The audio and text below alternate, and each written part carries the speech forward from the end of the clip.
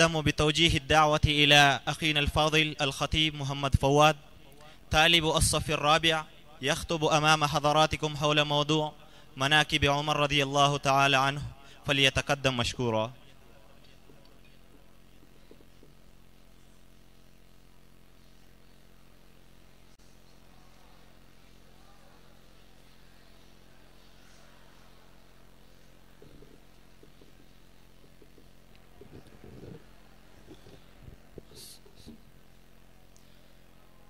الحمد لله الذي رفع شأن العلم وأهله بكريم ختابه. يرفع الله الذين آمنوا منكم والذين أوتوا العلم درجات. أما بعد، فيا أصحاب السعادة والفضيلة وإخواني الطلبة أيها الحاضرون، أحييكم أولا بتحية الإسلام، وهي السلام عليكم ورحمة الله وبركاته. أريد أن أتحدث إلى حضراتكم شيئا حول موضوع فضيلة العلم وشأن العلماء العاملين. فاتقوا الله تعالى أيها المسلمون، وتعلموا أحكام دينكم وتفقهوا فيه، لأن هذا طريق الخير، فمن يرد الله به خيرا يفقهه في الدين. واعلموا أن الله تعالى رفع شأن العلماء العاملين، فقال تعالى: قل هل يستوي الذين يعلمون والذين لا يعلمون.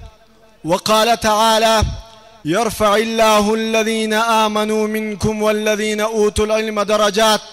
عباد الله، لقد أمر الله تعالى بتعلم العلم قبل القول والعمل. قال تعالى: فاعلم أنه لا إله إلا الله واستغفر لذنبك. قال البخاري رحمه الله في صحيحه: باب العلم قبل القول والعمل.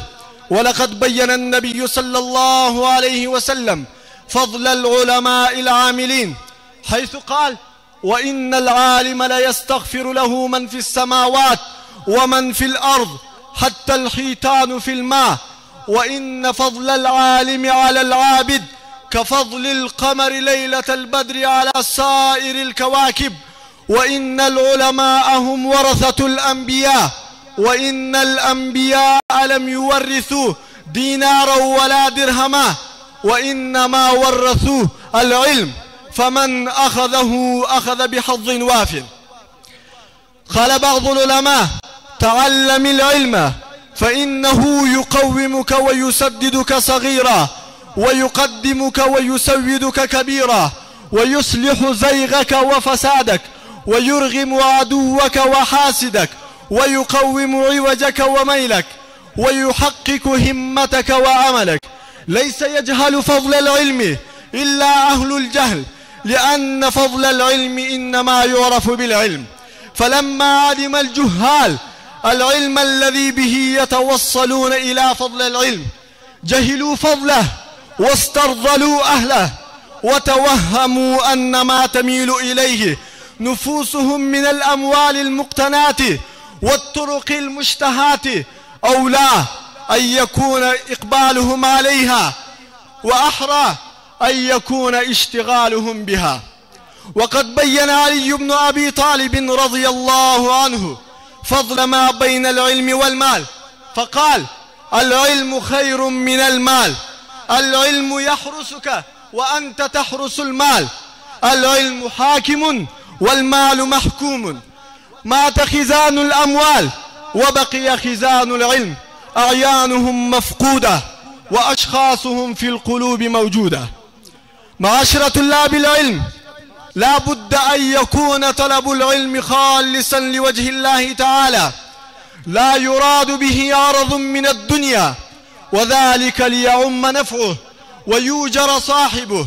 وكذلك إذا أحاط طالب العلم علما بالمسألة، فالواجب عليه أن يطبقها على نفسه ويعمل بها ليكون علمه نافعا.